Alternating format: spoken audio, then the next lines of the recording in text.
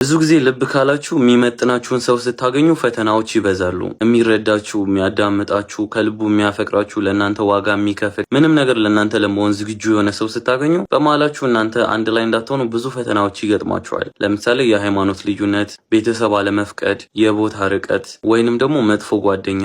ግንኙነታችሁ ጠንክሮ እንዳይቀጥል ትክክለኛ ፍቅር ስለሆነ መሀላችሁ ፈተና አይጠፋም። ልጁ በጣም ይረዳሻል፣ እሷም በጣም ትረዳሃለች፣ በጣም ትፋቀራላችሁ። ነገር ግን አንድ ላይ እንዳትሆኑ ችግሮች፣ ፈተናዎች ይፈጠራሉ። ከአንዱ ፈተና በቀር ሌሎችን እባካችሁ አንድ ላይ ለፏቸው። የሃይማኖት ልዩነት ከተፈጠረ ብቻ ኦኬ፣ እዛ ጋር የራሳችሁ መንገድ ያዙ። ብዙ ጊዜ ብያለሁ፣ በፍጹም ላፈቀራችሁ ሰው ብላችሁ የአንድን ሰው እምነት አትቀበሉ። በቃ ቢመጣ ራሱ እንዳትቀበዩ፣ እሺ እንዳትይለት። አንተም እንደዛው። በሃይማኖታቸው አምናችሁ ከሆነ ኦኬ ሃይማኖታችሁን ቀይሩ። ግን ለነዛ ላፈቀራችሁ ሰው ብላችሁ በፍጹም የጅል ነገር እንዳታረጉ። ሌሎቹ ፈተናዎች ካሉ ተጋፈጧቸው። የቤተሰብ አለመስማማት፣ የቦታ ርቀት፣ አጉል ጓደኛ፣ የሰው ሐሜት ምናምን ተጋፈጧቸው። እጅ እንዳሰጡ። ብዙ ጊዜ ትክክለኛውን ሰው ስታገኙ ነው እነዚህ ፈተናዎች የሚበዙባችሁ። በፍጹም እጅ እንዳሰጡ፣ ተስፋ እንዳትቆርጡ። የቻላችሁትን ያክል ጣሩ።